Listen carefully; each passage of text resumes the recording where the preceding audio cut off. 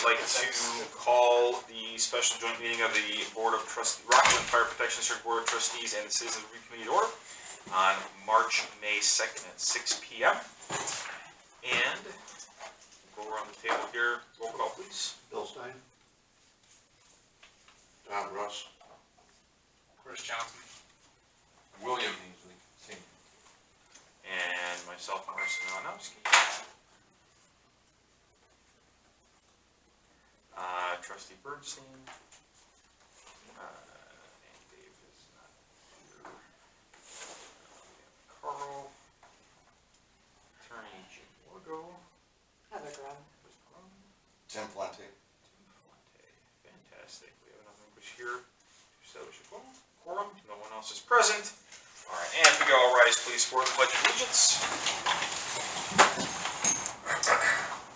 I pledge allegiance to the flag of the United States of America and to the republic for which it stands, one nation, under God, indivisible, with liberty and justice for all.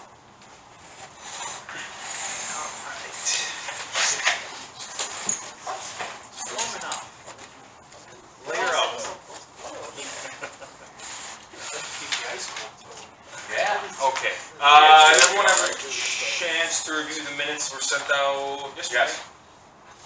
Any corrections, any questions, any comments? No.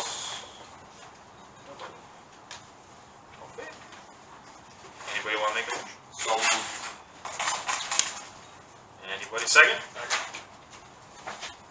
And we'll just do a voice vote. All those in favor of approving the minutes as presented for the meeting of January 20th, 2019, say aye. Aye. Anybody opposed? All right.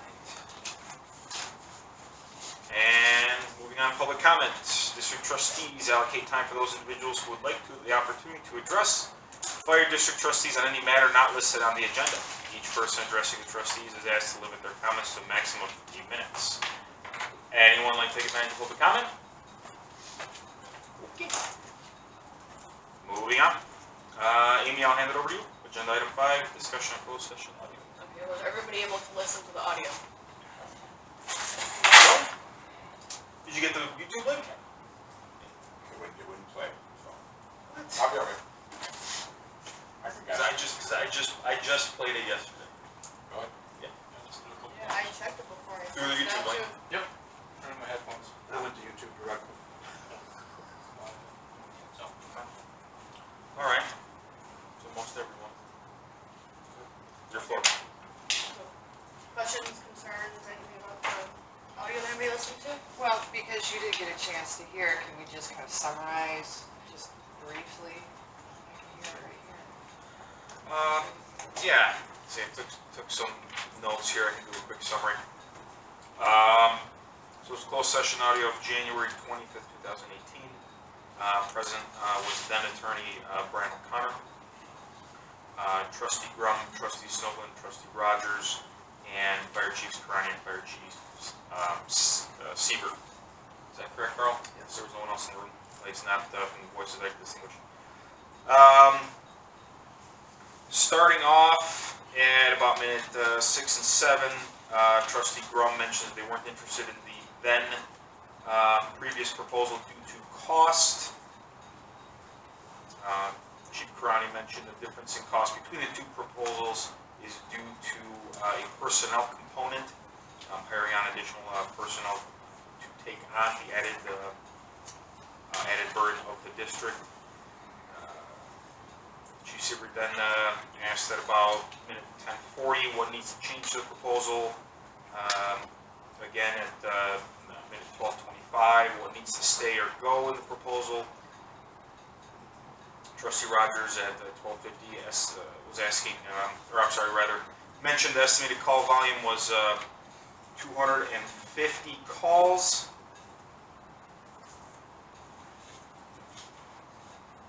Karani mentioned at minute 15 that Libertyville only proposal was 380,000. Chief Siebert, minute 19:20, mentioned the Libertyville and Lake Forest included personnel in a unique coverage system, so increasing manpower. Chief Seibert at 2220, even if 8 to 10 individuals from Norwood were taken on to Lake Forest, they'd still probably need an 8 to 10 additional individuals to cover the calls in the district.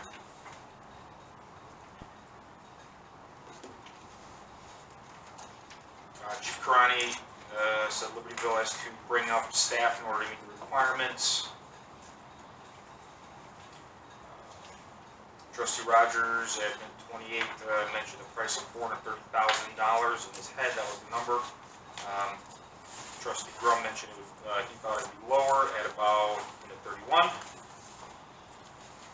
Minute 33, Karani mentioned we always need that extra manpower.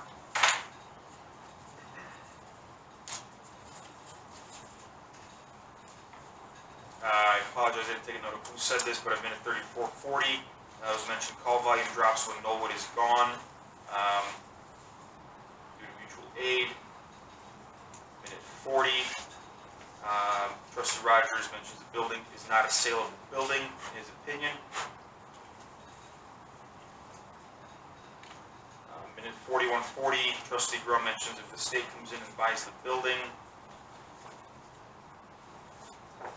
45, Trustee Rogers says he's not proficient in fire business. Minute 46, Trustee Rogers says he's aware of Lake Bluff and Norwood, Chiefs Graff and Harlow working on a proposal together. Immediately is dismissive of any ideas, proposals that could come of two departments working together. His quote, two struggling departments doesn't help. Minute 59. Trustee Rogers was not aware that Norwood Fire Department was an ALS department with paramedics. At the hour and 1 minute mark, Rogers again states he's the least qualified of the group to make decisions, or rather in the fire service. At 1 hour 4 minutes, 1 hour 5 minutes, Chief Karani mentions that the station would be ideal for SRT storage, and implies that there would be interest from SRT to rent the building. Those are my keynotes. What is SRT? I'm sorry. Specialized rescue team, so it's like high angle, swift water, trench. Low grade. Yeah. So there's a lot of, A lot. yeah, there's a lot of equipment that a lot of departments make use of that they necessarily don't have the funds or don't want to just buy outright because of the limited use. So it's like a pool of. But that never came to be. Well, no, it's the county, so it's maybe, so like Division 4, so all the departments, say, all of Lake and Kendrick County own specialized equipment, but you don't own the specific vehicle, you own a share of it. You have guys who contribute to staff it, train, and respond. So when someone's hanging 20 stories off a building, normal fire personnel can't do that, no training, right? Everyone, communities pool their resources, and those individuals, whether they're on shift or come from other places, to respond. Typically, every department would supply 3 or 4 guys who are specially trained for that scenario. So Yeah. that's how it works. That's how But how the come they county never works use this together. building for that? So there was. They did. It was. Yeah, there was apparatus. Engineer. Yeah, there was Every department. apparatus here that was stored when Lowell was in operation. It rotates. Yeah. Yeah. The The hazmat vehicles were here all kinds Yeah, of it rotates. So normally it's on a schedule, the bigger stuff that it gets, Yeah. it goes on a cycle. Stored here for 4 months, it goes here for 4 months, and then there's certain aspects, like Norwood didn't have a light tower that was here year round, that when someone called, say we need more lights, Norwood would send a vehicle with that division asset to the scene. And just recently, was it towards the beginning of this year or December? Do you remember when Chief Karani came and said that the SRT was doing some, the stations that had SRT equipment, maybe this equipment was doing some remodeling. They wanted to store some equipment here. When asked about insurance or compensation for the district, anything like that, it pretty much fell off the table. So at this point, I guess there was interest in there to rent it. However, going forward, when the current board was in place, no longer was of interest for whatever reason. Going back to minute 6 or 7, there was a discussion of the increase in price. Are we talking about the $20,000 increase or the $150,000 increase? Uh, Libertyville from- alone yeah. increased theirs 20,000, but then when Lake Forest came in, and this is still astounding to me, they increased it by $150,000. So, It's my, based on the my same guess during valuations. due to the timing and who was in the room would be the 150,000. Yeah. The total number. It's astounding. Yeah. I mean, I assume a relatively, Uh, people use relatively same Carl, formula you and were same in the room where approach. it happened. Yes, How definitely you would was. change it?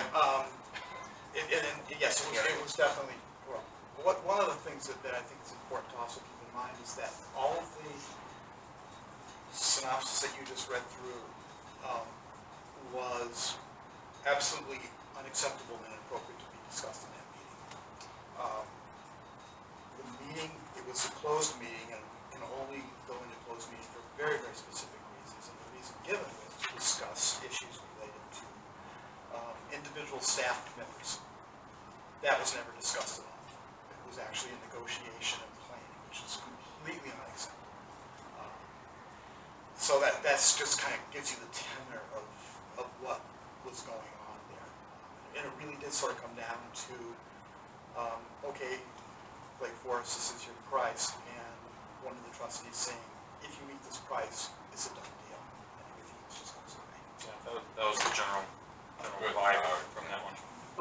But we know that wasn't the right setting for that discussion, right? I mean, that wasn't the right forum. But that discussion had to happen for the next steps to take place, right? But it could have been very well. But it could have happened in an open meeting. Open meeting or without three trustees, but regardless, that conversation needed to happen to iron out details, right? I mean, but right, for sure. I mean, it was deemed by the state's attorney. It was, Yeah, that's why it was released as, public. yes, sir. Just to be clear, at the beginning of the meeting, there were several minutes discussion of exactly this issue. And the attorney was involved. And the attorney for the district assured the trustees that the closed meeting was appropriate. Now, maybe the attorney's advice was bad, but the trustees relied on the paid attorney who was paid to attend, who was paid to give his opinion, gave his opinion that it was acceptable. At minute 4 or 5, but at minute 70, I think things changed, right? Brian probably should have shut it down. I mean, yeah, this discussion of any sort of, employment termination or any action like that was never done, the meeting was closed. It morphed into something that should. Yeah, more into, financial discussion, in a negotiation. So that's why, that's why it was released.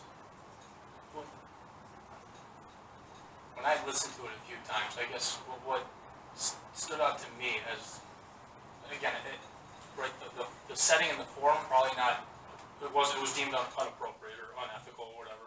Correct. But the conversation had to happen regardless of the Absolutely. setting, but it was necessary for the steps to take place. Yeah, it was still a necessary Things step.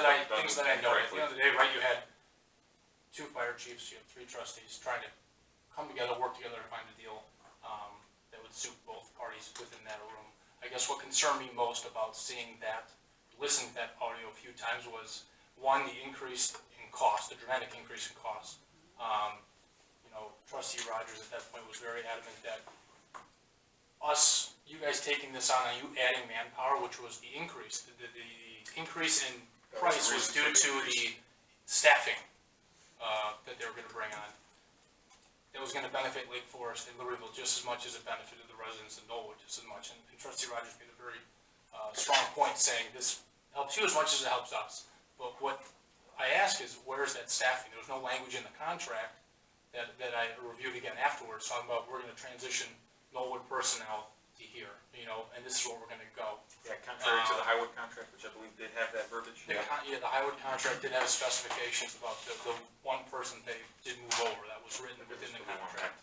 So that was my concern, is that there was a huge increase in price. There was a discussion about it, and saying we need, and they stressed how much manpower they needed to add to fulfill the obligations of the contract of it, but there was no language within our contract for the IGA, and is there any current staffing that's been moved over? To the best of my knowledge, the answer is no. In fact, Lake Forest POP program is one less than it was at the time the IGA went into effect, to the best of my knowledge. The other thing that was alarming, reading it, was that there was a lot of lack of knowledge or inconsistencies in knowing that we had an ALS engine and ALS department. The trustee on which our trustee president at the time elected to be the liaison, because he had the most operational experience, was retired Fire Chief Trustee Bob Grum, and he routinely didn't realize we had ALS engine or we were a volunteer. They kept talking about volunteer model, and I believe, well, the NOAA department was far from volunteer. It was staffed with the county's first ALS non-transport rig, engine. So that was just alarming to me, that we had individuals negotiating the daily operations of a fire department when they weren't even aware of the current, Situation. response matrix, the daily innings or inning Workings, yeah. of the thing. I mean, I equate it to asking my 5-year-old to buy me a pickup truck. She can tell you the shape of it, but she's probably not going to tell you or pick the right one that I need for what my function is. I mean, that's what it kind of seemed like, that those individuals were unaware that we had people living here responding. There was nightly coverage. There was basically 24-hour coverage within this station. And the response times reflected that. I mean, Don's going to go over them, that we didn't have individuals coming from home to grab a vehicle to go respond to an emergency in town. Yep. That we had an ALS engine on scene. Personnel on site. So that was majorly a concern of mine coming from that meeting. Again, the discussion had to take place in some form. Obviously, that was not the appropriate setting, but it was necessary to have. So, Yeah, it probably would have been beneficial to have, at a minimum, a representative of someone from the fire department that knew the inner workings better than the trustees at the time. I Potentially guess Chief Harlow to at least inform them on what we currently, or what Norwood currently, or at that time, had in place. So we're getting a true apples to apples comparison, apples to apples contract. Any other comments? Not just the, back to the increase, I mean, I thought when you do an estimate, it's based on value of the property, or it's, right, I mean, you use a formula.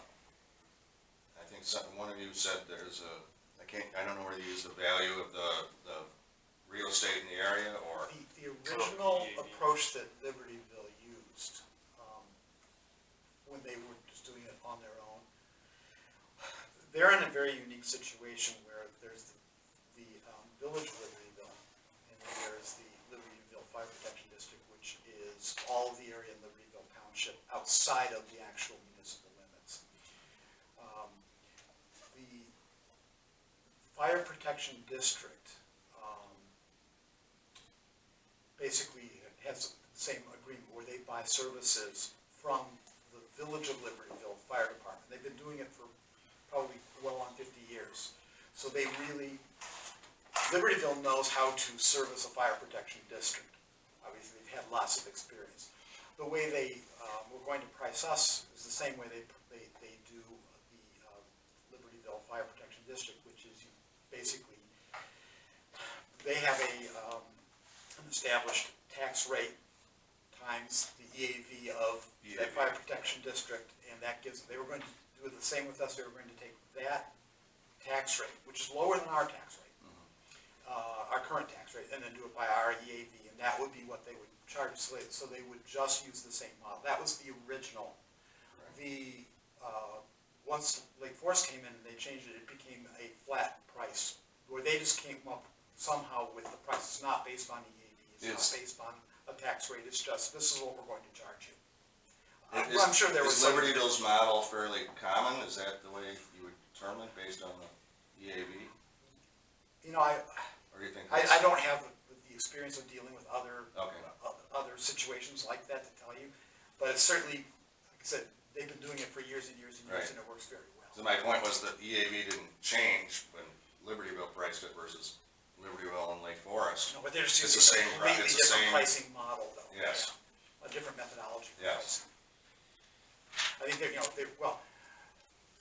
it's based on, I'm sure, how much is it cost, their projection, what it's gonna cost them to do it, plus some retention or profit or whatever you wanna call. Yes. And that's how they were looking at pricing it.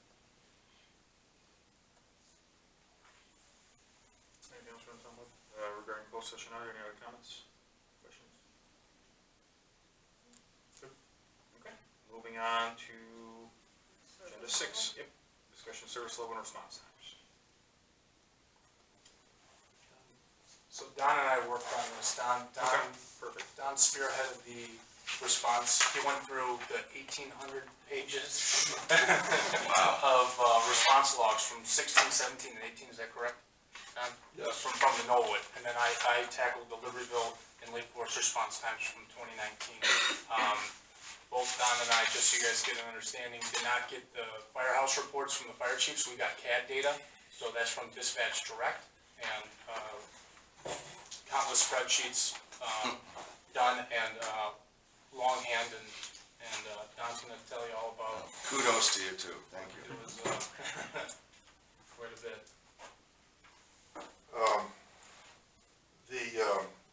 Among the materials that Amy sent everyone was a report called the Run Log, which was the 33 months up until the IGA, the Intergovernmental Agreement, began.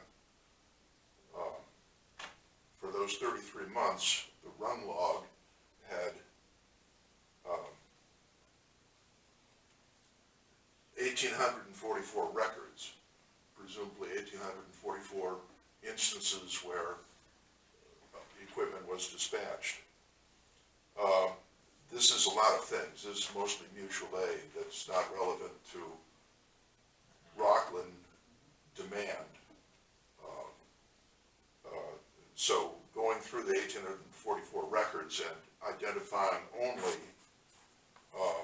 calls for ambulance, which had codes ABO and ABE, looking at just those, I found out of the 1,844 records, there were 490 records that were ambulance calls. And of those 490, some of them were spurious data, bad data.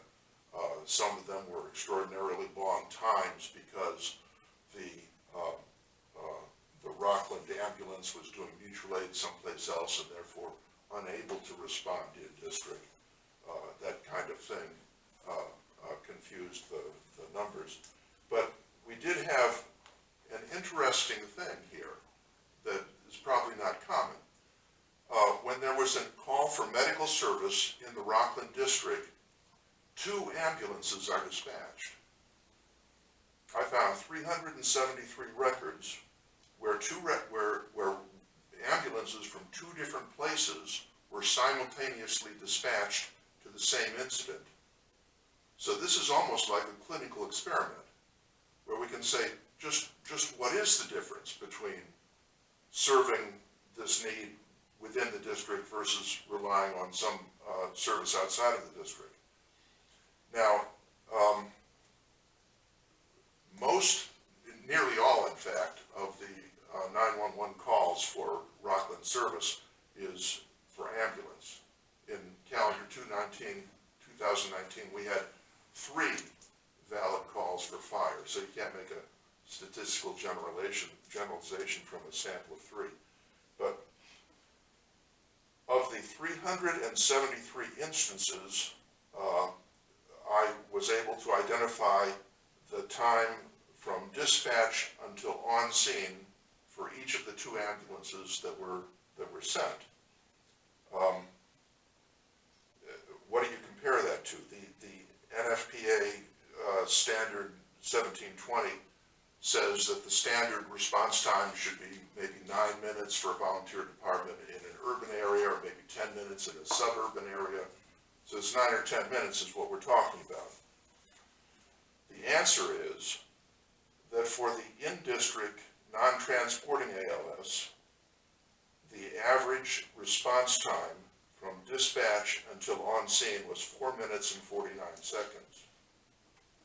And the average response time for the out-of-district transporting ambulance that was simultaneously dispatched was 5 minutes and 17 seconds, which are both times that are approximately half of the 10-minute standard, those two times are exactly 28 seconds different.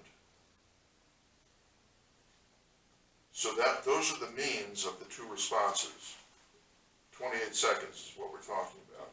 Mr. Russ, not to interrupt you real quick, you keep saying two ambulances. Are you referring to the Rockland ALS rig? Right, the R44, it was called in the run log. Okay, yeah, Rescue it's, 44, yeah, okay. Rescue 44, it's not an ambulance. Right. Oh, sorry. So, yeah, no, it's okay. I just wanted to make sure we're on the same page. So we were only getting one ambulance, and the other one was an ALS, Advanced Life Support Vehicle, The ALS which had paramedics, so pretty much identical to an ambulance, just can't transport. So maybe Same that's, equipment, yep, does not have the capability of transporting a Okay. patient. So and you said it was the first in Lake County. according to those that did it, it was the first, Norwood was the first non-transport, ALS vehicle. ALS, not ALS vehicle, because there's full-time departments that have ALS No, engines, yeah, all over. but in terms of a paid-on-call part-time organization, Yeah. because at that point, you didn't have, Antioch and all these other places thrown in. So, they had rescue, so, Okay, so, I didn't mean to interrupt, if you weren't done, please continue. I'm mostly done. So two vehicles, regardless of terminology, 373 records where they had an equal starting point and a clear measurement, 4 minutes and 49 versus 5 minutes and 17. Those are the means, and the difference of the means is 28 seconds. Now, another question that you might ask is, how often did the two ambulances arrive within 30 seconds of each other, regardless of which was first? You know, in other words, the mean is the middle of the distribution. This is a measure of the dispersion of the distribution. The answer is 40% of the time, out of these 373 observations, 40% of the time, the two vehicles arrived within 30 seconds of each other.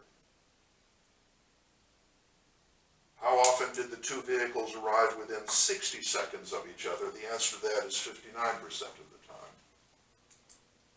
So, anyway, that's the analysis. The Rogers board had access to this information. I'm not a mind reader. I don't know that they were cognizant of it, but the information was available.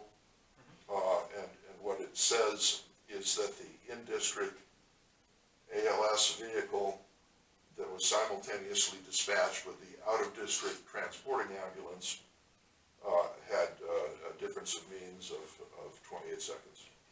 Don, a question for you. Early on, you mentioned that in looking at the numbers, there were some things that were kind of outliers, right?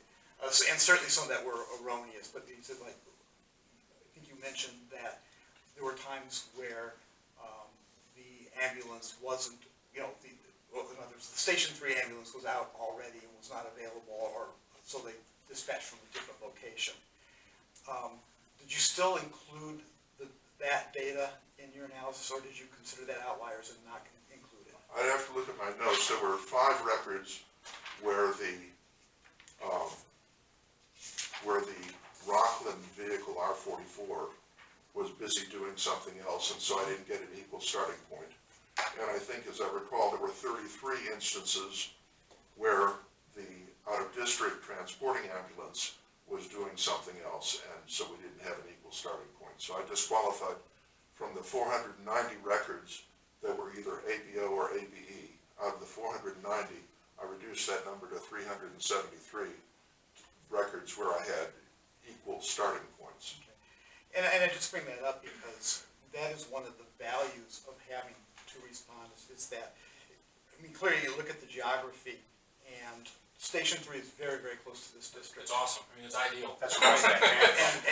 And in fact, if they were responding, on the north end of Norwood, they're closer. They're for here. But one of the downsides was that as a junk company, and sometimes even if the ambulance was in station, the personnel was not. And so there were times where they had to come from Station 1 or Station 2. But R44 didn't. So I think that is important to not disqualify that from the analysis, because that was a pretty significant factor. It becomes more so when you go after the contract, because it's not Libertyville who's servicing us for the most part. It's Lake Forest, which is much further away. Right, and we'll get into that, you know, yeah, as Don's saying, is that the record that he has of 3 years of averages were readily available for everyone to see, and we can see, right, due to proximity, Libertyville is going to beat Norwood in on X amount of calls, and Norwood the same thing, right? I mean, it breaks down that you had said 59% of the time a Rockland vehicle was on scene first. On that same lines, this vehicle is closer out of the station to maybe 60% of our district. I mean, we had previous setup, you had 2 potentially very well-staffed vehicles covering 2 sides of our district. It was quite So nice, and I actually did a similar analysis to you, Don, excluding one item here that, looking at the times, it doesn't make sense because there's 3 vehicles being dispatched and only 1 en route, 1 on scene. So what I looked at here was the amount of times of those, sorry, I don't have that number, but I got a very similar one, the 370 ambulance calls. Over that entire time frame, there was only, I have 6 times, actually 7, but like I said, 1 of the times are off. So 6 times out of those 370 plus that Rescue 44 was off doing something else. And either you had Deputy Chief respond, or Engine 44 respond, or Utility 44 respond. And of those 6 times, the longest time that it took for a second vehicle to leave the station and get to where they were going, to the location, the longest time was within 7 minutes. From dispatch. So, moving from dispatch, the second vehicle had to go out because the first vehicle was, Rescue 44 was already out. It was a concurrent call, absolutely. But that just goes to show that the amount of staffing that was present here, and the high level of callbacks that we received. So people would get a callback, station coverage. it's definitely a unique model, right? Absolutely. I mean, the reality is Lake Forest runs 2 ambulance calls, they have no ambulances, they call another neighbor. I mean, that's Right. what The it model, happens. the model You know, by the numbers. it was as a you very as unique- you presented, I mean, worked Very unique, outstandingly. It was great. very, it worked, right? Yeah. I mean, it's.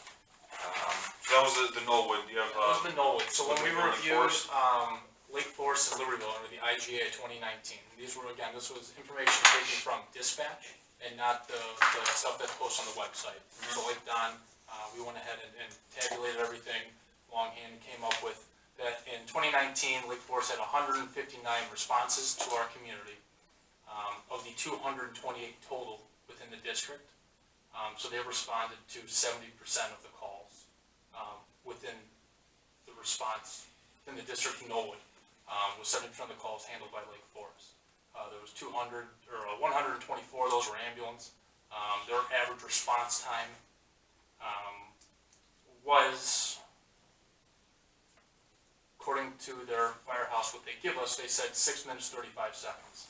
Libertyville was 69 calls, 43 ambulance. Their average response time supplied on the monthly reports average was 4 minutes, 18 seconds. When I just did EMS only like Don had done, ambulance only. Now Libertyville changed their dispatch model after March. They quit reporting seconds. So from January to March, I got 4 minutes and 47 seconds from dispatch to first. I'm sorry, Libertyville. This is Libertyville that I'm talking about. Libertyville 2019. So from January to March 1st, they had the average response time was 4 minutes and 47 seconds from dispatch to on scene. Post March to December, I had 4 minutes 48 seconds. So right there. I mean, the change in dispatch did nothing to the numbers. Of those 69 calls for assistance or rescue or whatever you want to call it, 15 of them were handled from a station other than Station 3, meaning the unit that reported did not have the identifying number from Station 3. So I calculated that as 21.7% of the time, it's a non-Station 3 vehicle responding. That could be, hey, my alarm's chirping at night or what have you. It wasn't just ambulance ambulance at that point. I just wanted to point that out as a, So just so we that know, was of the 69 calls. because I know right? when this was all going on, we were quite concerned that that's gonna be out a lot due to the new nursing homes. So, and of those 15 calls, 3 of them were ambulance, and the average response time was 9 minutes 54 seconds from those outside stations, the non-station 3. Lake Forest, their average response time for an ambulance was 6 minutes 57 seconds. They only had 1 response from a station other than their main, of 8 minutes 39 seconds. You know, when we compare those numbers to what Don had found, that the previous, again, due to geography, we know that Libertyville is covering a third of what they were before for a response under what Don had gone over. So the proximity to calls is much closer. They're not going to 41 or over there towards the trailer park. So the average response time for Libertyville, because they were the ambulance before, I mean, it dropped down dramatically, 30 seconds cut. Again, when you compare the Rescue 44 average response of 4:49 that Don had done compared to Lake Forest, we saw an average of 2 minutes 8 seconds for 2/3 for 70% of our district. 2 minutes 8 seconds increase. 2 minutes 8 seconds increase from, if you were to use the average response time of a Knollwood vehicle, is what, according to the numbers that we had compiled. So when you filter out Lake Forest, I did. So get Lake something here. Forest had a couple was outliers. code What did I one. say, Don? Five that were, I mean, either someone fat fingered, there was over 20-minute response time. If someone forgot to hit a button, or there was it was obvious, right? I mean, a clinical error in that point, hopefully. And we're just erring on the side of caution that it's an outlier. That's what I had seen in terms of what we had come up with. And then obviously Lake Forest was the big one. Libertyville's response time is improved because it's a smaller response district. And again, they handled 69% of 69 calls, or 30% of Knollwood's responses. Or taxpayers' calls, for So correct me if I'm wrong here, Chris, you seem like you'll know better. Maybe. Code 1 for Lake Forest is. Code 1 is an ambulance Yeah, call. that's Code 1A is an assist, it's typically a non-emergent response. That's help, I fall, no, can't get out, but I'm not hurt, don't want to go to the hospital. So, And any unit with prefix of 42 is Lake Forest. So, And 46 would be Liberty. 46 is Libertyville, 42 is Lake Forest, So and then the the- last identifiers is, The station. yeah, it would be the station. So the call that you're referencing, that 23-minute dispatch to arrival for Lake Forest, that was ambulance 463. So that was coming out of Libertyville. So the 23-minute That would- response time to, by the time it went through the system, it's a very high outlier, but it's It's definitely worth, I would say a situation like that is definitely worth a follow-up to say, hey, what happened? Because maybe, again, it could be a clinical error of touching buttons, or they say, we had no one left. I mean, I don't know. There could be because I know both agencies are on different frequencies. And I asked Don to review some of the stuff, because there were times when Lake Forest would request help from Libertyville, and Lake Forest would document that Libertyville was dispatched, their unit was on scene, but Libertyville had no records of a call being generated. That was very commonplace within those, that Lake Forest would call 3-4 times in a week, and Libertyville hadn't gone to a call in Knollwood in 10 days in their records. So there was some discrepancies with that. I can only do what I can so much with the information provided. They would argue now it's mutually Lake Forest anyway.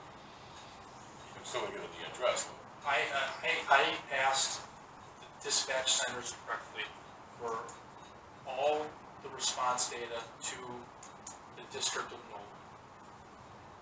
So anytime a vehicle was dispatched to go to Knollwood, I was hoping that they would send it to me. I'm assuming they did, but there was a little discrepancies within the data that we received. so. We can only interpret the facts that we have, and So I again, similar filtering down to just ambulance calls, code 1 calls, Lake Forest. Libertyville, I found 2 instances of the 43 ambulance calls for last year that ambulance 463 did not respond. One was ambulance 461 and one was Lake Forest ambulance 421. Yeah, when I documented in terms of I didn't try to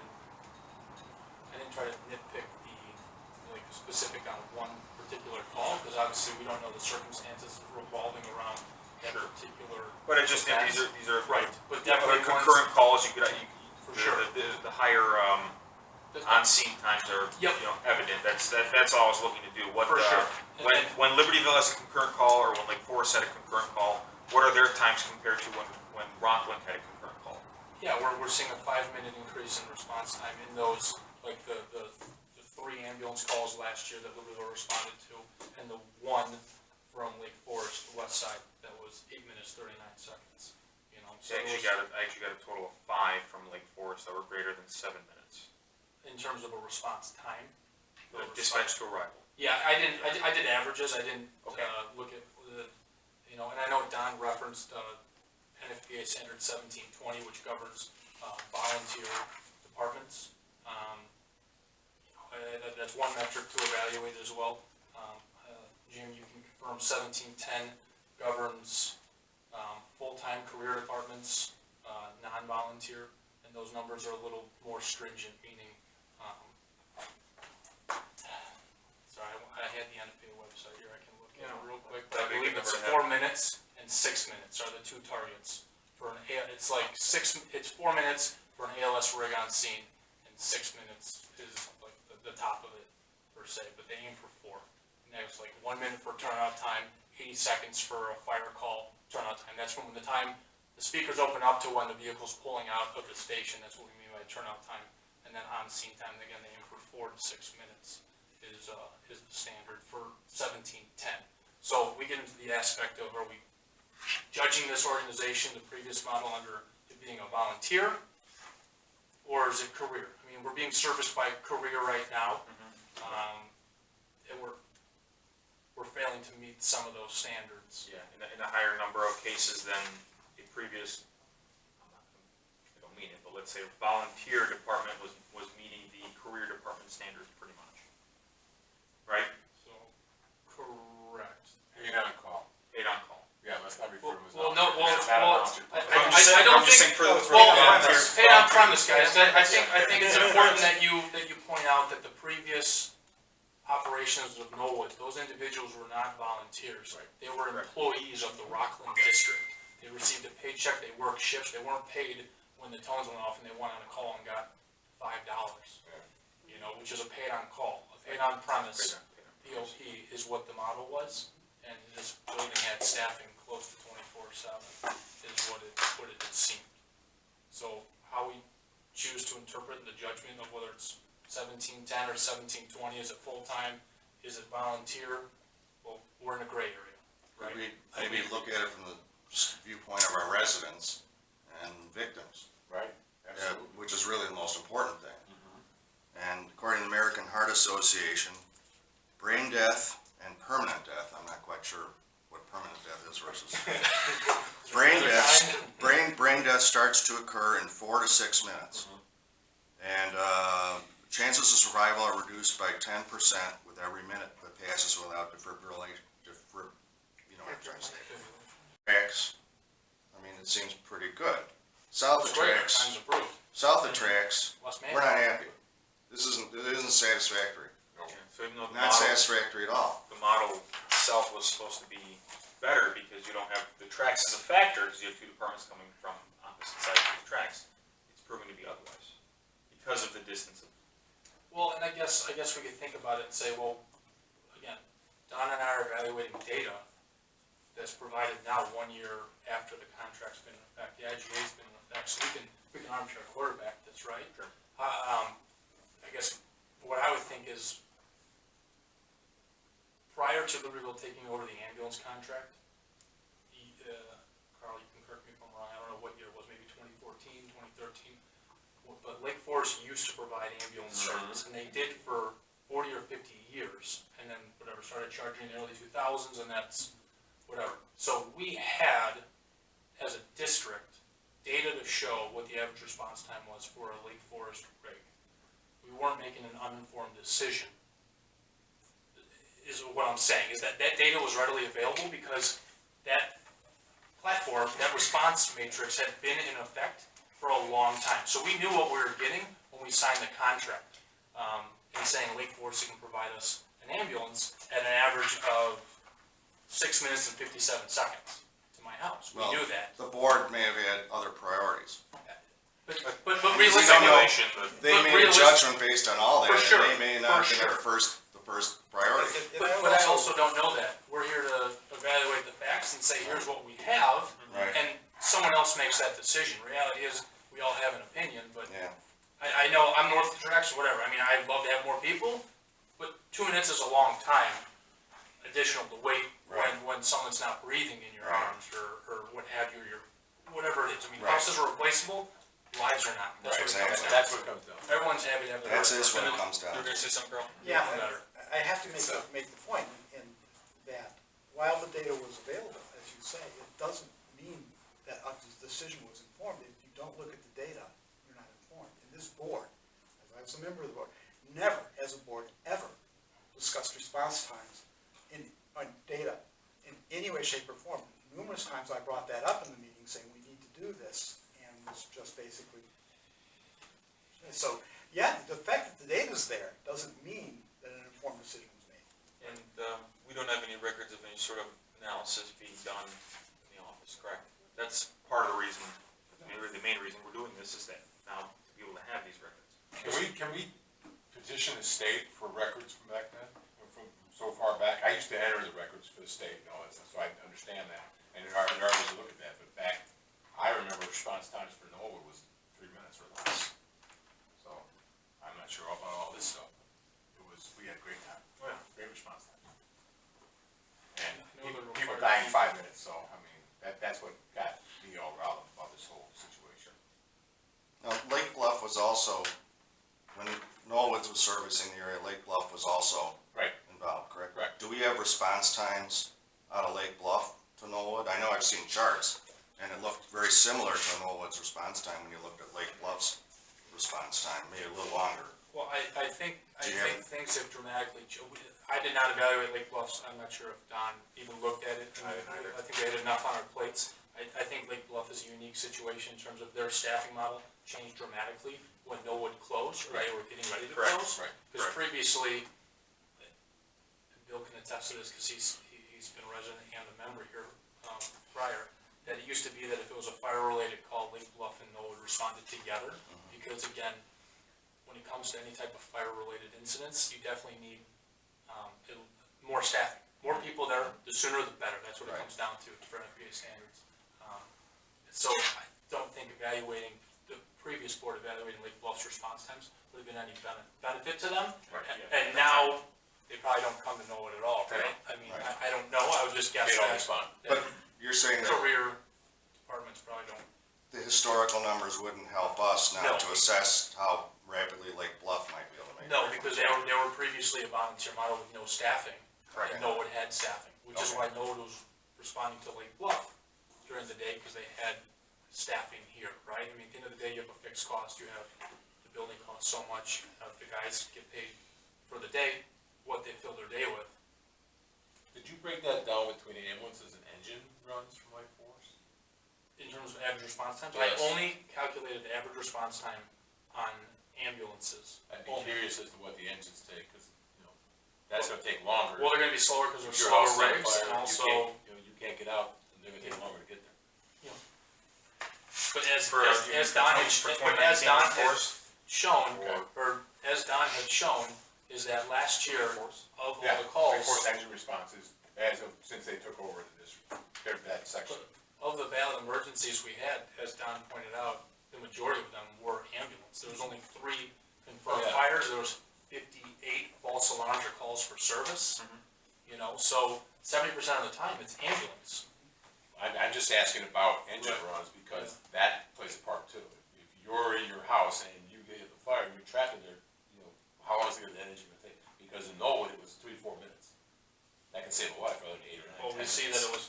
49 seconds for, Yeah. for someone to be first on scene. I don't know where that, yeah, like I said, I used to enter those things, and they were a lot better than that, so. I don't know. But, I mean, that's, do you have anything else on it? It's a, That's all as far as service level response. Yeah, just the 70% of our district gets 2 minutes and 8 minutes, 2 minutes and 8 seconds longer than it had previously under the previous model, and times improved for 30% of our district. So I ran a lot of numbers, and taking those numbers of 2019 Libertyville Lake Forest, however you want to break the percentages down. I know, Chris, you broke them down that ambulance calls overall was 73%, 1% fire, and 25% false alarms. And Don, I believe you broke it down where it's 98% ambulance, 2% fire, and then you dismissed the false alarms, correct? 98%. There were 170 valid calls.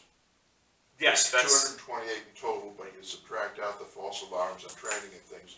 There were 170 calls that were legitimate 911 emergencies.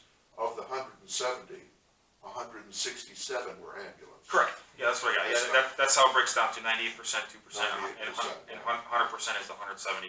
Whereas in Chris's breakdown, it's 73% for ambulance because it takes into account the false alarms and other calls. I mean, I don't like calling them false alarms, but they're calls for service. Reality is when one of our taxpayers picks up the phone and calls 911, It's a valid call. in that moment, they need help, and in their eyes, it's an emergency. Sure. Dispatcher has 30 seconds to determine what they're sending and who needs to show up, whether it's the police, an ambulance, or a fire engine. So adding in Check quarterback in it a year later, so. yeah, no. So adding in a go ahead. I met Bill. Bill is the guy over at Station 3, who was leaning over my fence telling me that my wet leaves were smoking up the neighborhood. So 1008 Foster is one of those records in the next run log. Okay. For the We'll chalk it up as a smoke false investigation. and just remember, that was a 10-second response, so break that down. All right. So Murder, of course. based Yes. on previous 2017 ambulance costs to the Rockland district back when we were contracting an ambulance, and back at that time, one second here.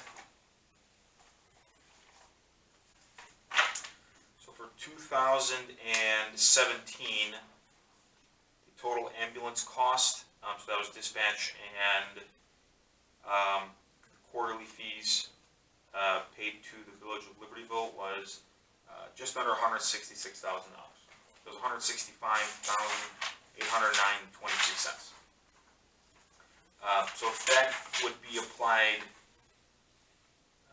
to the 98% that you mentioned, Don, and then adding on 2% of that, or whatever the number is for 2% of that, being 165 equals 98.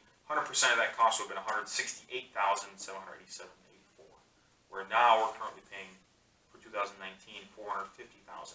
So to equate that, 98% of what we're paying now for those 167 ambulance calls is $442,058.82. In your model.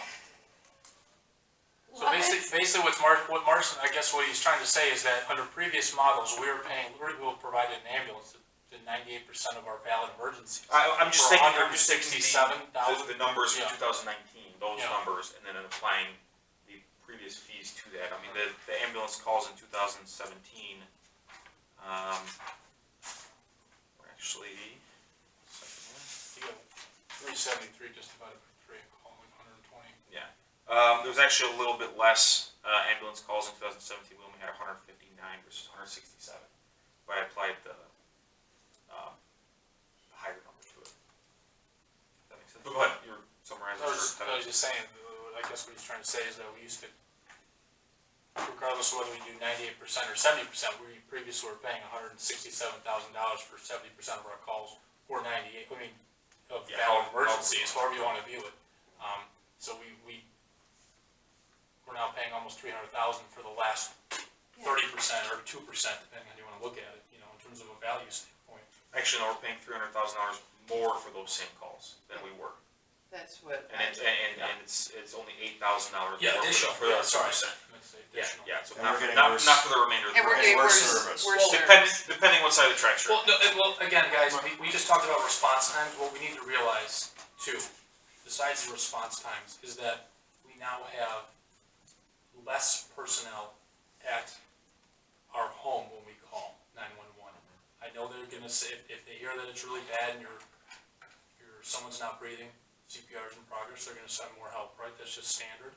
But Absolutely. under this current IGA, when you call 911, you get 3 out of Libertyville on their engine or ambulance, and then you get 2 out of Lake Forest on an engine or ambulance.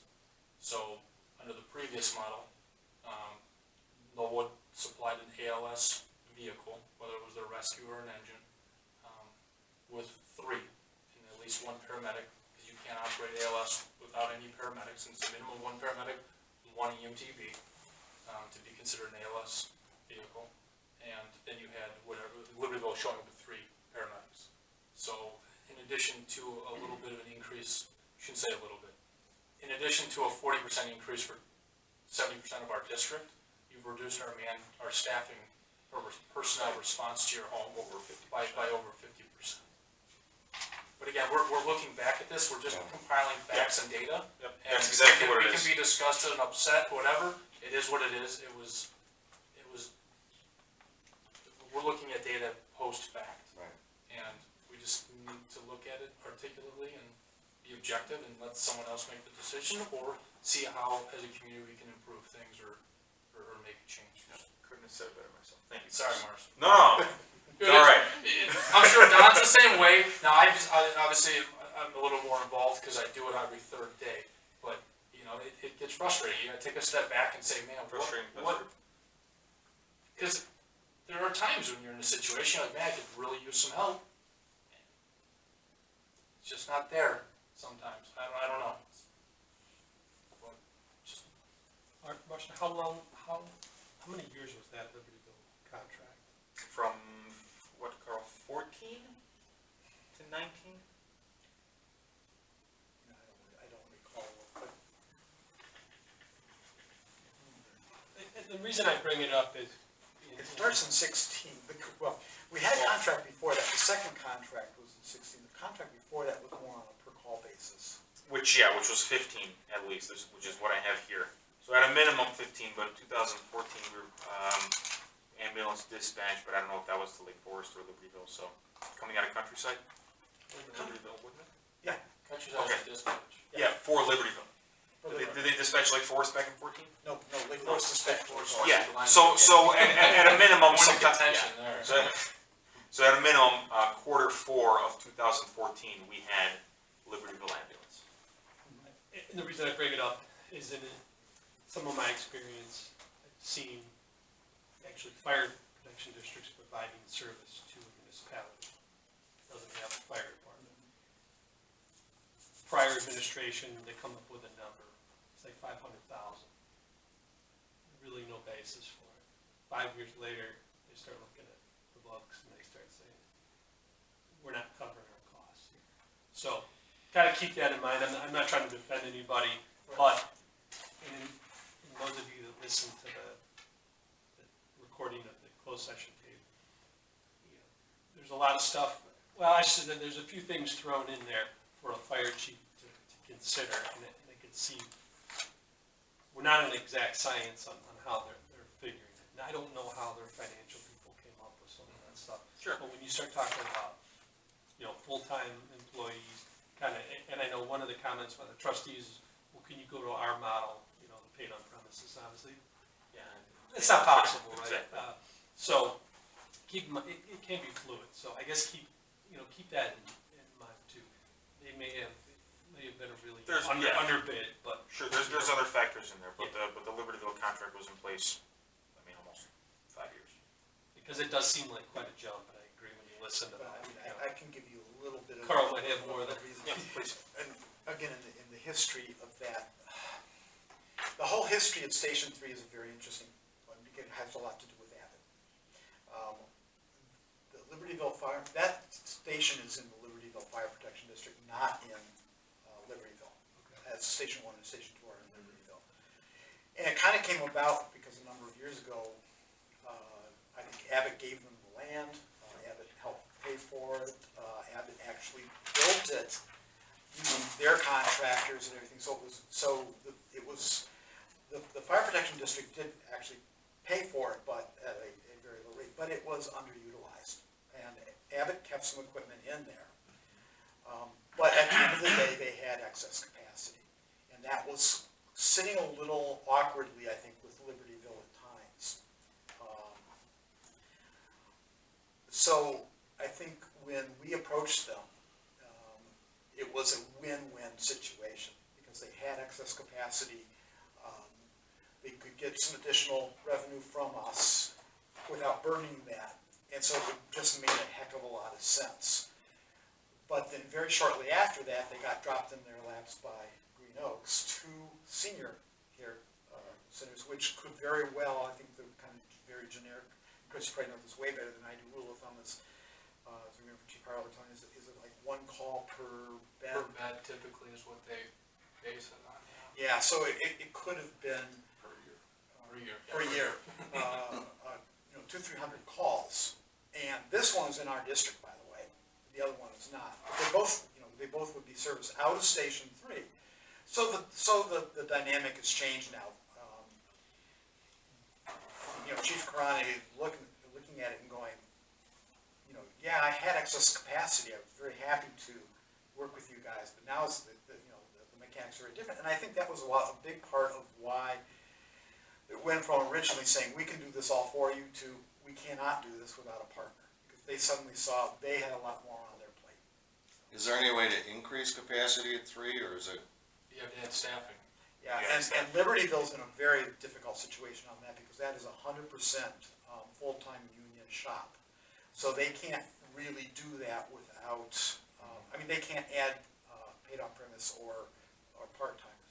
Lake Forest, my understanding, is in a very different situation with their union contract, and they are allowed to have paid on-premise and part-time people. So that allows them to expand more incrementally rather than these giant stair steps of cost. So. That's interesting. Okay.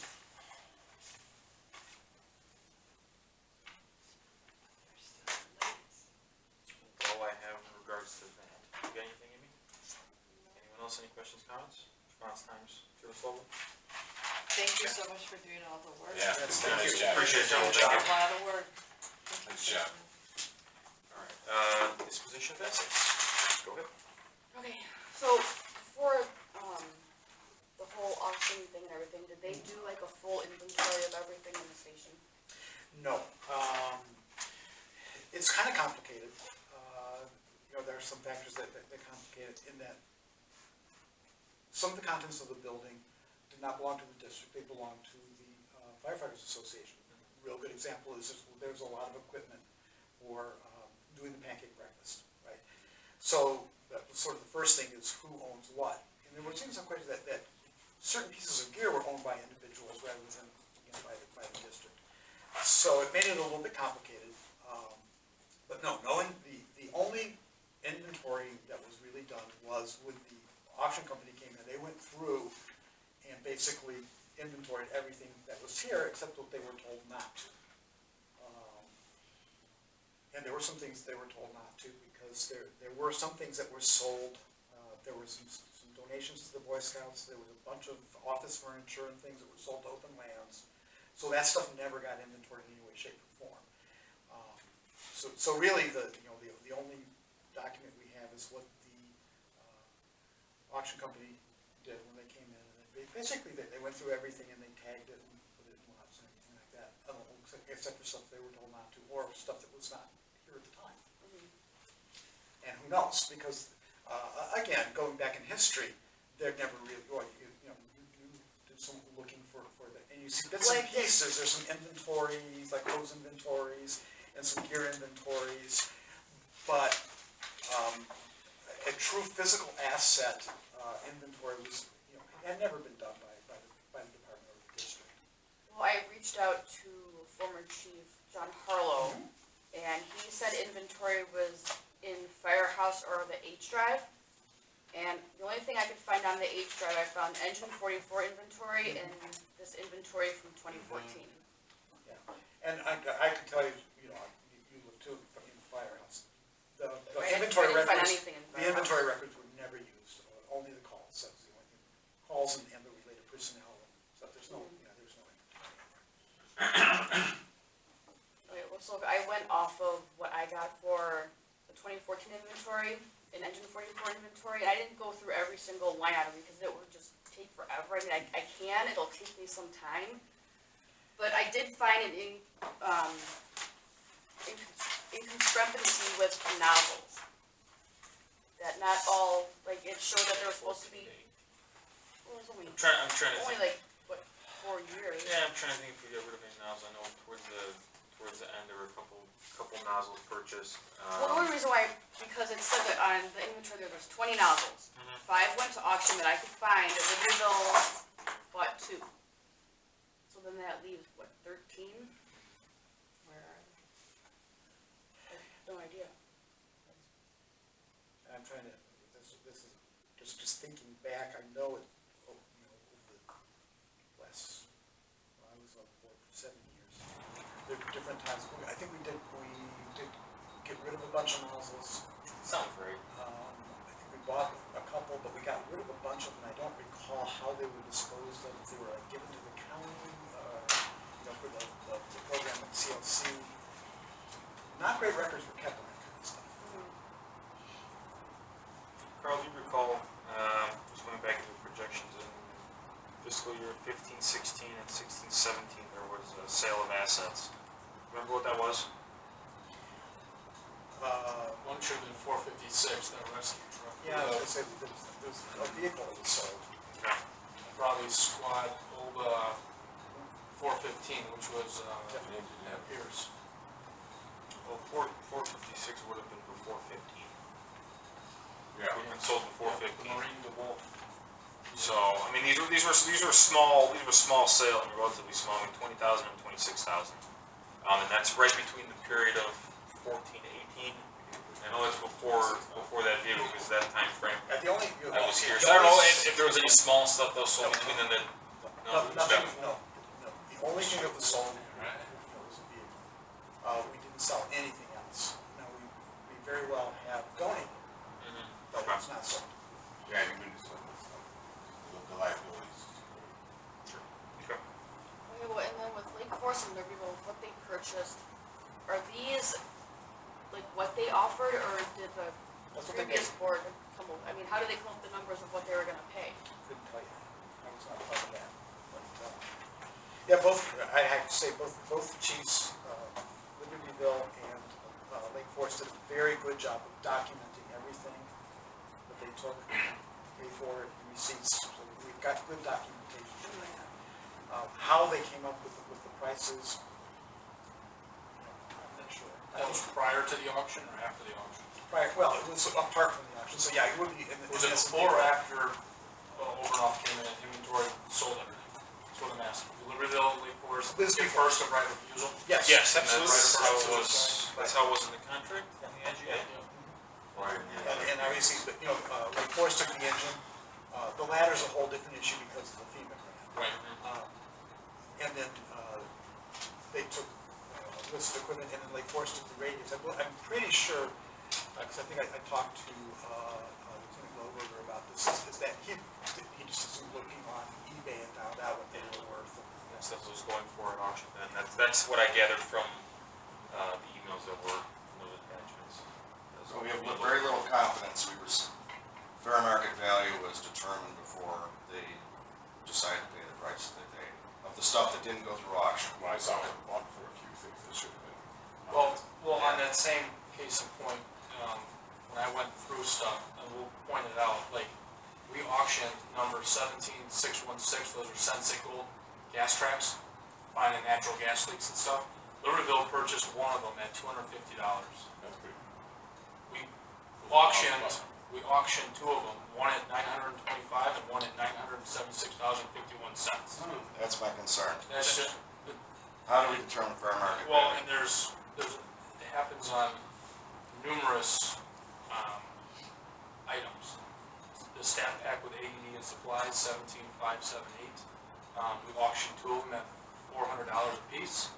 That's a first response bag full of all the stuff you'd walk into a house, right, to do an assessment with an AED, and everything, and Libertyville bought theirs for $50. So he's got 1/8 of the price of what we got at open auction. Wow. And we were selling, I mean, right there, those two examples were at 18% of Terrible. what Market we value. got. Yeah. Yeah, and it keeps going on too, with still chainsaws and the hoses, same case in point. So They were buying a hose at 28 cents a foot, Lake Forest was. Libertyville bought hose at $15 for 5 lengths, and we were selling 4 lengths for $185 a piece. And it wasn't just one set, it was multiple sets. We auctioned 5 sets of 1 3/4 hose, that's 200 foot standard pre-connect, you can see on the side of a rig, and we sold them for $185 a piece. Assuming it was without nozzles, because the nozzles were separate line items. Those were all approved by the justice. I can't tell you that, I'm just telling you the discrepancies that I saw within auction paperwork when compared to what was purchased by Lake Forest or Libertyville. And Libertyville's, the purchasing was handled between, was that Chief Seibert and Trustee Rogers at the time? Okay. Wow. So just Yeah. clear, Literally. and Chief Cron, yeah, Yeah, so the respectively. sets were the same. So, Was that covered in the contract itself, or was that what the line in the contract how was that the the Libertyville Lake sales would Forest, be to handle to Libertyville Lake Forest? it just stated that they had first right of refusal. So Libertyville Lake Forest can pretty much to water down. Fair market value. It didn't specify that, but they could cherry pick what they wanted. Let me see all the videos. Did you see that? I did not see the, well, I know the base Maybe station, radio. no, the base station, the dispatch station here. Libertyville So, purchased for Jim, just like $300. I It's got $8,000 a year. Yeah. actually I think I forgot to ask you. I think I asked somebody else. Or former attorney O'Connor. What applicable state laws would apply to the disposition of district assets? You have to declare surplus. And then as far as price or anything like that, that's it. You declare it surplus, that's all you gotta do. You have places that donate equipment. Sometimes you have controversies with that. You'll hear that been about that, a bunch of equipment winds up in someplace in Mexico, and it happens to be the fire chief has a home down there. So you do have to be I careful. don't think anything of ours would. What I've seen, I don't know how common this is, but I assume it is, a lot of times when they're trying to get rid of equipment, sometimes this equipment doesn't have a lot of value. It's not a obsolete. big- Yeah, so sometimes it's junk, right? That's the appropriate word. Sometimes what I've seen a lot is, there's a dealer that you're buying some equipment from, the district or the department will often talk with the salesman, and they can give you a pretty good idea of what they think they can get on the market, because sometimes they deal with used. So that's about as scientific that There's no statute that requires the trustees to determine fair market value before they sell stuff. No, because they've made a determination it's no longer useful for the district. So it's For worth good. whatever it's worth. Does there need to be documentation good practice. about where items go? Like, meaning, I have 53 lengths of hose, and I say we auctioned 20 of them, and Libertyville took 5, and then Lake Forest took some of it. I mean, there's unaccounted hose, potentially. There should be documentation on Of it, where it like goes. a resolution declaring it surplus, but after that, So after we deem stuff like this is excess, we don't need it, there's no reason to sit, you could go load it in the dumpster, or have your friend come by for $1, a lot of times it'll say how you're gonna dispose of it. and then Sometimes it may give the chief discretion. So You know, one of the issues you have here is, you know, you really don't have a lot of, you know, fire chief, deputy chief. There was 3 employees of the Rockland district at the time Yeah, when liquidation happened, 3 Right. trustees. well, I'm more like full-time people that they're, you know, now if you're a public body and you're getting rid of this stuff, there should be a paper trail, under the documentation on it. So those would have to be kept. So what we have is we have handwritten receipts, right, from some trustees. We have Lake Forest giving us a bill of sale, Libertyville Bill sale, and gives itemized- us a itemized spreadsheet list. with a check, and then we have the auction house. I mean, there's no uniform platform, nor is there any cohesive overall picture of, say, here's everything that was sold, and here's what we took in. You know, again, we wouldn't expect former trustees, sorry guys, but you're not in the trenches every day running fire calls, we wouldn't expect you to know the value of critical fire equipment, right? I'm sure they don't. Just throwing a name out there, apologize. It's, I was looking at some of that stuff today, some of the inventory stuff, going back over it. And since I did just find this a couple of hours ago, but there's a letter from Brian O'Connor, an email from Brian O'Connor to all the board members that basically, What date, Carl? the date on it is Sunday, November 4th, 2018. And this was, you know, he was advising us on declaring the property surplus for disposal. But it, you know, a couple things he points out. The district should obtain and retain documentation listing the personal property, the method of disposal, sale, transfer, whatever. Even in some, we had a big dumpster here, a lot of stuff just got thrown into that too. But even other than garbage, that should have even been documented. You know, for items in the party receiving the property. For high value equipment like a vehicle, the district should have a separate receipt noting the district as owner transfer, the identification of the receiver transferee, the date of the transfer, consideration from receiver to the district for the transfer, detailed description, make, model, etc., and any disclaimer that it, you know, is as is. Now, we did get that for the engine. The other stuff was all sold through auction, so. right, there's a huge list, there's a big list of it. Yeah. Show everything. 18 Yeah. pages. Right. Yeah. And then, you know, for other equipment of little or no practical value, or for which the district will not be seeking consideration, such as donating it. Again, you want documentation showing the district is owner, and the transfer, the identification of the receiver, the transferee, the date of the transfer, that the transfer from the receiver to the district for the transfer is for general society or community benefit or goodwill. A description of the property transferred should be descriptive but not necessarily detailed. And a disclaimer that, again, it is as is. So Brian pretty much laid the guidelines out there on this. And those are good practices. Yeah, that Good practices, yeah. And I but as far totally as- agree. 'Cause when we're selling a big ticket item, I mean, I haven't seen too many places that are trying to get the full value, because most boards realize that this is taxpayers' money. That is the best thing to do. But like I said, sometimes they do donate this stuff. It really depends on the situation. I don't think that was the situation here, of course. And again, this is what I was looking for right before the meeting. There were 3 resolutions. One of them was actually typically the documents were shared before the meeting, because typically Brian would be the author of them, and he was out. So one of the resolutions, one resolution was to sell some equipment to an individual community member for his own personal use. One was to sell equipment, it was primarily the exercise equipment, to another community resident. That one, I never saw a copy of it beforehand. Before the meeting, we had the meeting, it was approved, and so I went through our paper files and I did find that. So there is a description of the property, and now it does help me able to match up to on the transaction account here, where certain things were cash sales and I didn't really know what they were. Now I've got a couple of them I can actually match up even better. that was one of the resolutions. One of the other resolutions was stuff to go to the Boy Scouts and, Boy Scouts and then the stuff for the Lake Forest Open Lands.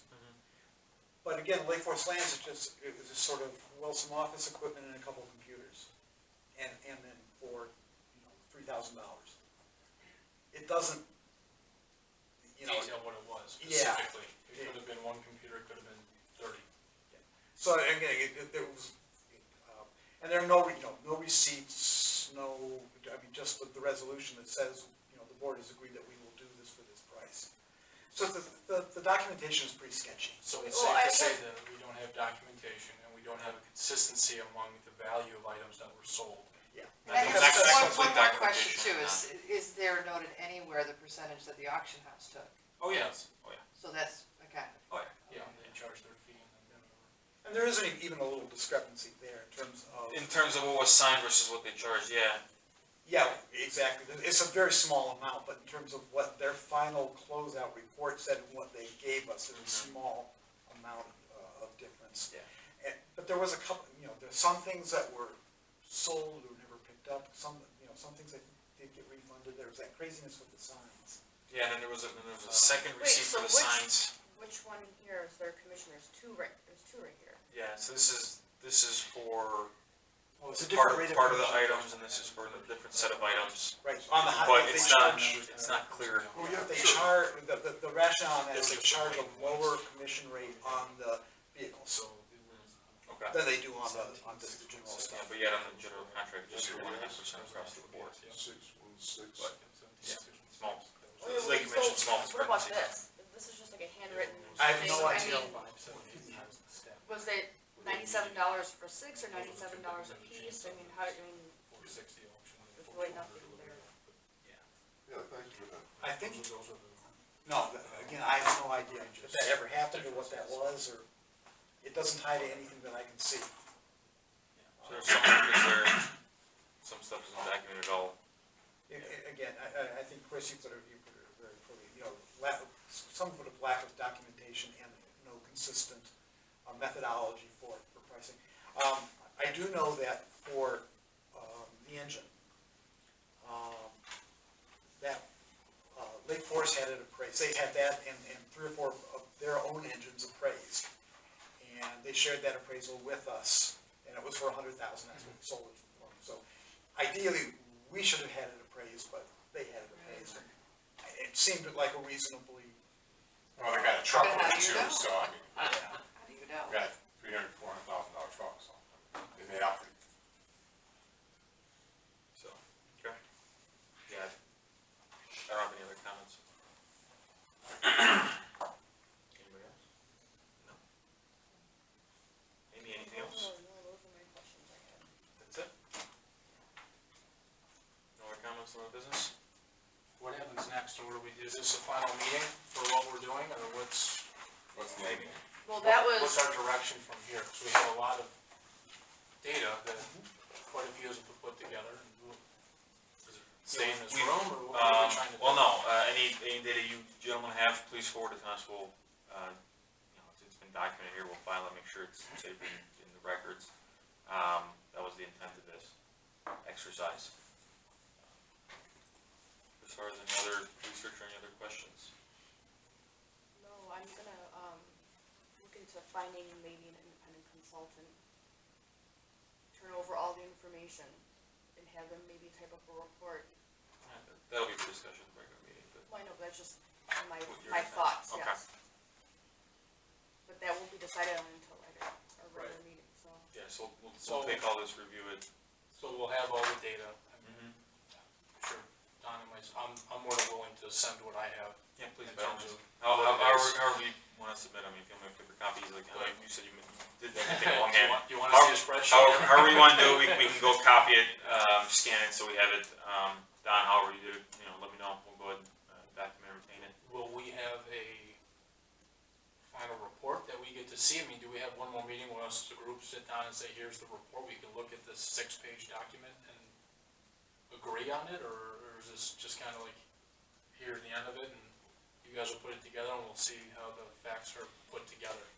you know, because Well, we can do that. I'm not saying anything, I mean, I think We can call I a think there's a lot special of meeting. pertinent information in this binder, there's also a lot of unnecessary, information in this binder, or undertone, or dialogue, whatever. I just, before myself and I think anyone else in this room puts their stamp on something that's released, I would love to look at it. That's agreeable, that's fine. To make sure that we all agree that it's got, What I can do, submit your information to me, or would you rather compile it?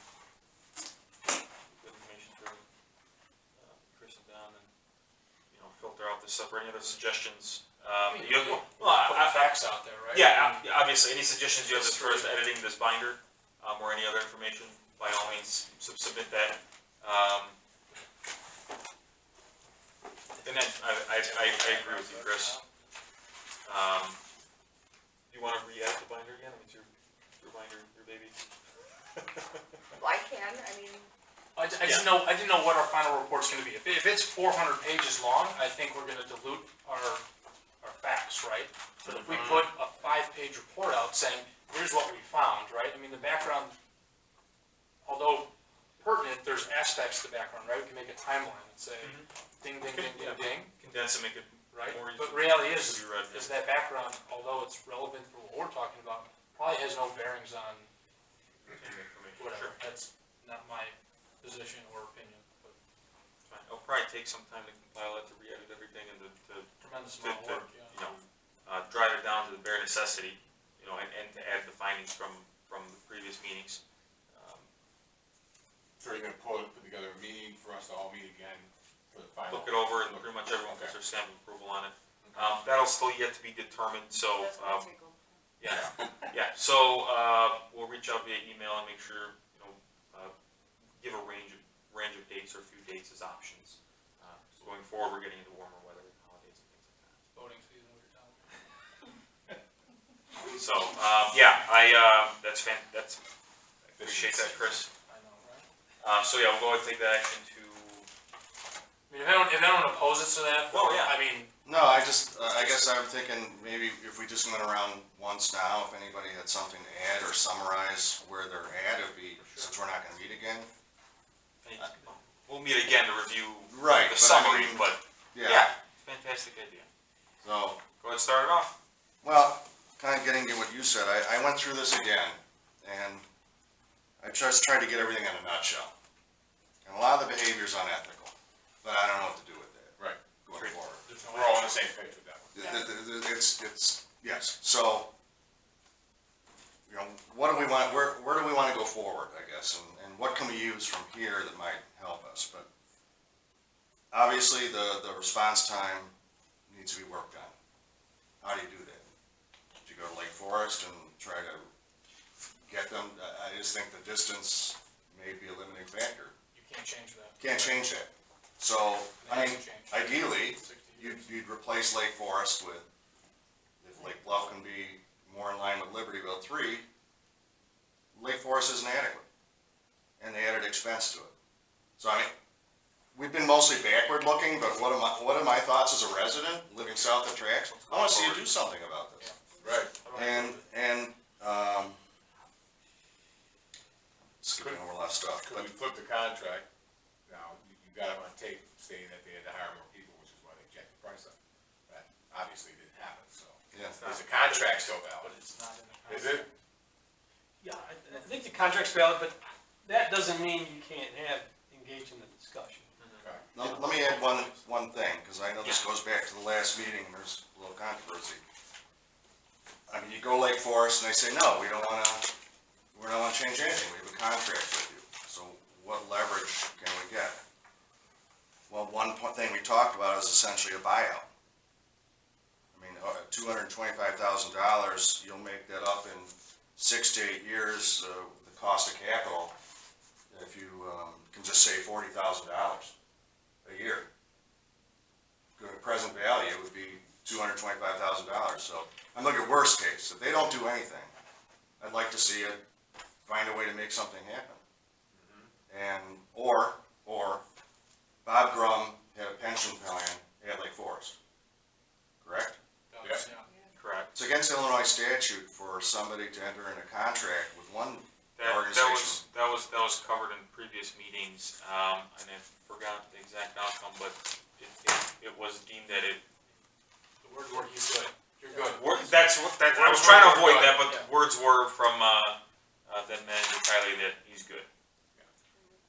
Contracts made in violation of the Illinois Conflict of Interest statutes are void. A public officer who violates a conflict of interest statute is guilty of a Class 4 felony, which is punishable by up to 3 years in prison and a fine of up to $10,000.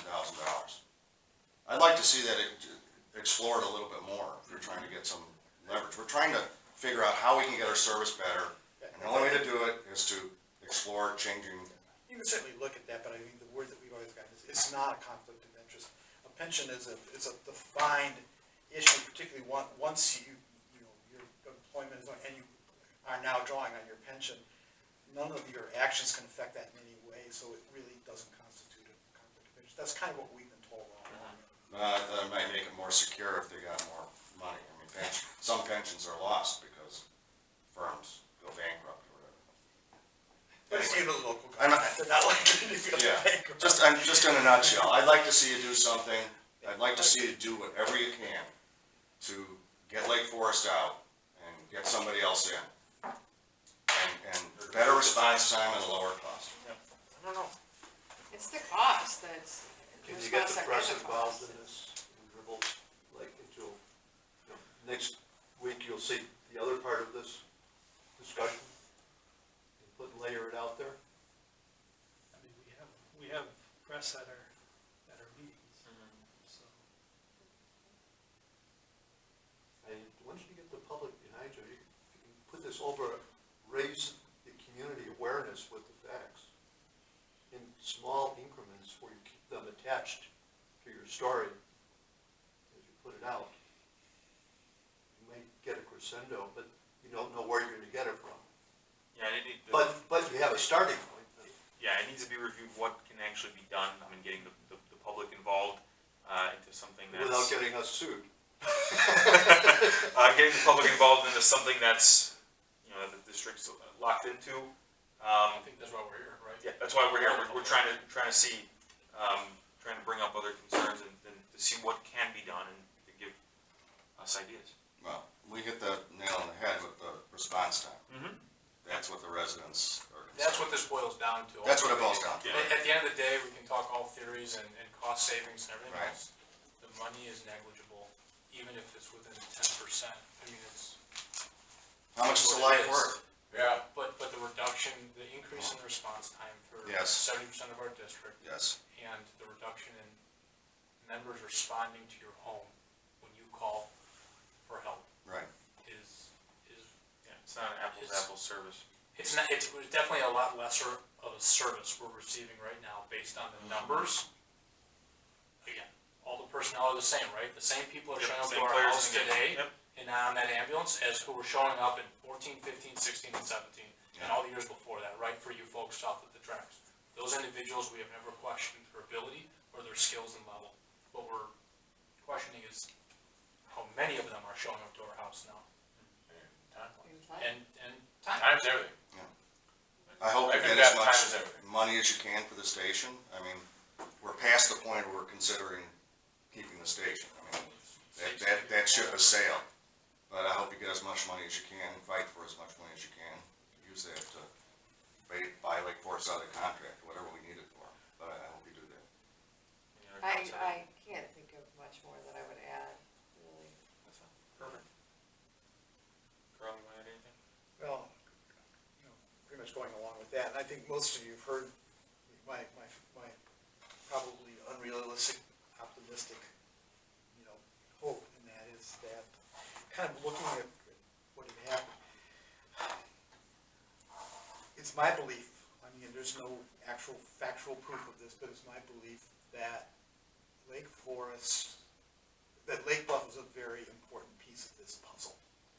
And right now, things are a mess. But what Lake Forest was hoping to do, because they do service them with the ambulance contract, which is the same contract that we had years ago, which is what they fire service for Lake Bluff. Add POPs, which the former Norwood firefighters, who are now the Lake Bluff firefighters, since they've gone to POP, and put an ambulance in that station, and then that ambulance would also service us. But my understanding is that the way that Lake Forest approached Lake Bluff really, really alienated them and made them extremely angry. And so it all fell apart. Now Lake Bluff wants nothing to do with Lake Forest, so they still have that contract. They'd love to get an ambulance up and running, but it's difficult and it's hard, and particularly if they have to bear the whole cost by themselves, it will be quite expensive, whereas if they could share it with us. So again, my overly optimistic thing is, well, there's been a change in Lake Forest. Obviously, their city manager has retired and they have a new one. Maybe they can mend some fences, and maybe we can all sit down together and figure out what can we do that will benefit all 4 of these departments. And it probably means having one more ambulance put in, probably in Lake Bluff, because this building's not going to be here. But to really try to pull the whole community together, Lake Forest, Lake Bluff, ourselves, and Libertyville, and see how we can do something, given our current environments, that works best for us. That's my real hope, and I know there's a lot of barriers to that, but that's what I really like to see. There's a lot of public interest in it, too. Bill? You pretty much covered and it's always been, since this whole thing started, was the response times. And that's the first thing I thought about, and how many people are gonna lose their life because of it, and how many people are gonna lose more property because of this. Yep. That's always been my concern. I knew this fire department couldn't be here forever. It went about it wrong, and they really screwed the residents of Norwood by their little auction crap that they pulled. That's all I got. Christian was a legal win, I don't see. I think compiling all this data was super beneficial for, obviously, all of us working as we transition and grow through the process and evolve, but also for us to present and show folks. Again, we're armchair quarterbacking it. Quite a bit of this data could have been mined from previous records, but I think we've definitely created a target in front of us of something to shoot for, and that's a decrease in response times, and maybe an increase in service levels. Now, how that's accomplished, that is not. I have my idealistic thoughts and everything else. I mean, I know Don's joking with you putting ambulances all over town. I'd love that, man, but I don't. It's not practical. It's not possible. We have X amount of dollars, and I think you guys have a tough job of how to effectively deploy them and put those tax dollars to work. You have a contract right now that handcuffs you a little bit, but I have faith that the residents will get what we all pay for and what we deserve, or what we wish for. I'll send my data to Amy. Okay. No comment. Okay. Bill? Good. All right. Well, then we will compile all this. It'll take some time, so I won't set another meeting now. We'll set one via email. Go from there. But that's all I have. I appreciate everyone's time, and with that, there being no other business, anyone want to make a motion to adjourn? No? All right. With all that, we'll just do a voice call. All those in favor, say aye. Aye. All opposed?